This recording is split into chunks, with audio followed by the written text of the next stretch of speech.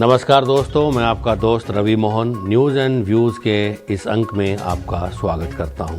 आज मैं जिस मुद्दे पर आपसे बात करना चाहता हूं वो है भारत में कोविड-19 जो महामारी फैल रही है उसमें जो तीसरी लहर की हमें जो आशंका है उस पर हमारी या सरकार की क्या तैयारी है। भारत में कोविड-19 महामारी की दूसरी लहर की अवश्यंभाविता को पहचानने में नाकाम रहने के कारण एक राष्ट्र के रूप में हमने अपनी उंगलियां जला ली हैं और महामारी के खिलाफ जीत की घोषणा करने में बहुत जल्दी कर दी। ऐसा मानने का कोई कारण नहीं था। इतिहास सबूतों से भरा है कि महामारी इतनी आसानी से ख़त्म नहीं होती। 1918 से 1920 के दौरान इन्फ्लुएंजा महामारी की 4 लहरें आई थी, जिनमें से दूसरी लहर का दुनिया भर के लोगों पर सबसे बुरा प्रभाव पड़ा। इसमें चीन अपवाद है, जिसे केवल एक लहर का ही सामना करना पड़ा। कोविड-19 महामारी में फरवरी-मार्च 2021 तक दुनिया भर के लगभग सभी प्रमुख देशों को 2 या 3 लहरों का सामना करना पड़ा, जहां पहली लहर की तुलना में दूसरी लहर में ज़्यादा मामले सामने आए। दूसरी लहर के बीच कुछ दिनों पहले भारत सरकार के प्रमुख वैज्ञानिक सलाहकार ने कहा कि भारत में कोविड-19 की तीसरी लहर अवश्यंभावी है। उन्होंने कहा कि यह अनुमान लगाना संभव नहीं है कि तीसरी लहर कब आएगी और कितनी गंभीर होगी।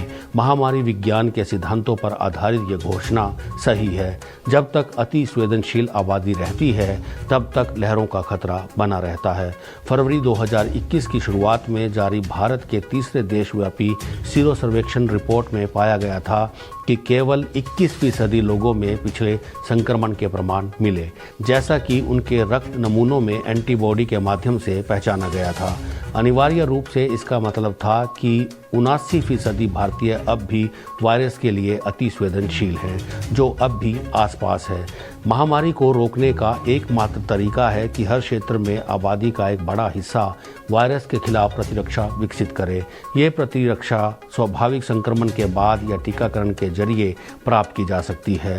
स्वाभाविक संक्रमण में व्यक्ति के बीमार होने और मृत्यु का खतरा बना रहता है, इसीलिए टीकाकरण बेहतर तरीका है, क्योंकि ये रोग या मृत्यु के जोखिम के बिना प्रतिरक्षा प्रदान करता है।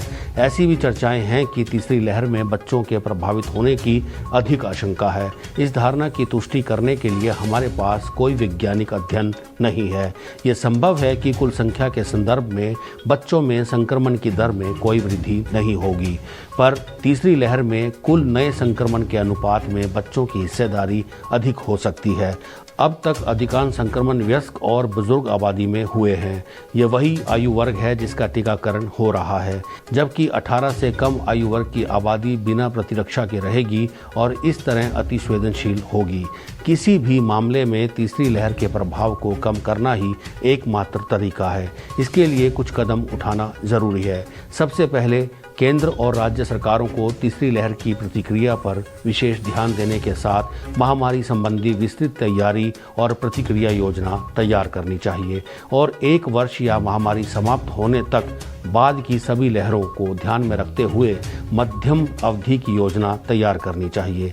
पहला तो ये कि ऐसी योजना को वित्तीय आवंटन और समय समय पर निगरानी संकेत के द्वारा समर्थित होना चाहिए। दूसरा, भारत के हर राज्य और जिले में स्वास्थ्य प्रणालियों और सार्वजनिक स्वास्थ्य सेवाओं को मजबूत करने और बढ़ावा देने के लिए एक अलग रोड मैप बनाना चाहिए। महामारी की शुरुआत के बाद से स्वास्थ्य प्रणाली को मजबूत करने के सभी वादों पर फिर से कार्रवाई शुरू करने की आवश्यकता है। तीसरा, ऑक्सीजन बेड तैयार करने के लिए देश भर में प्राथमिक स्वास्थ्य केंद्रों को सक्रिय करना चाहिए। प्रत्येक पीएचसी में 6 बेड हैं और भारत भर में लगभग 30,000 पीएचसी हैं और इन्हें सक्रिय करने का मतलब होगा 1,80,000 ऑक्सीजन बेड। चौथा, सुनिश्चित आपूर्ति के जरिए टीकाकरण का तेजी से विस्तार किया जाना चाहिए ताकि जहां तक संभव हो हर योग्य व्यक्ति तक पहुंच सके। भारत में बच्चों के लिए कोविड टीकों का क्लिनिकल ट्रायल हो रहा है। एक बार निष्कर्ष उपलब्ध होने के बाद बच्चों के लिए टीकाकरण खोला जाना चाहिए। विदेशों में कुछ टीके हैं जो बच्चों को लगाए जाने के लिए मंजूरी की उन्नत अवस्था में हैं। जब वे टीके भारत में उपलब्ध होते हैं तो उन्हें बच्चों के टीकाकरण के लिए प्राथमिकता दी जा सकती है। पांचवां, भारत को कोविड-19 डेटा रिकॉर्डिंग और रिपोर्टिंग में सुधार करने की आवश्यकता है और बीमारी पैटर्न को समझने तथा किसी उभरते स्ट्रेन को पहचानने के लिए जीनोमिक सीक्वेंसिंग को तेजी से बढ़ाना चाहिए। संक्रमण को नियंत्रित करने के लिए समय पर उचित रणनीति तैयार करने की दृष्टि से ये दोनों जरूरी हैं।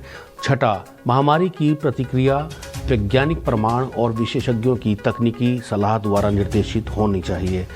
राजनेताओं और नीति निर्माताओं को तकनीकी विशेषज्ञों पर अधिक ध्यान देने की आवश्यकता है। उसमें जन स्वास्थ्य, डिजीज मॉडलिंग, अर्थशास्त्री, समाज विज्ञानी जैसे कई स्वतंत्र विशेषज्ञों को जोड़ना सार्थक होगा।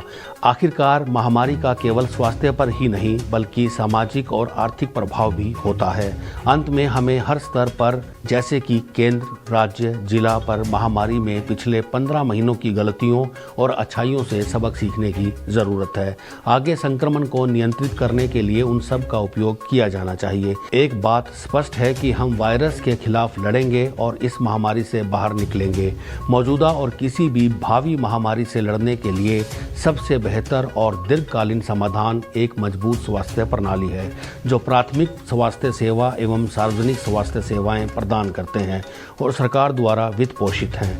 ये सबसे महत्वपूर्ण सबक है जिसे भारत के नीति निर्माताओं को याद रखना चाहिए। बुद्धिमान लोगों का कहना है कि समय पर समस्या को पहचान लेना उसका आधा हल निकाल लेना होता है। महामारी के खिलाफ तैयारी रातों रात नहीं हो सकती, इसीलिए तीसरी लहर की अवश्यंभाविता को इस मान्यता का उपयोग सभी स्तरों पर सरकारों द्वारा किया जाना चाहिए ताकि वे प्रभाव को कम करने की तैयारी शुरू कर सकें।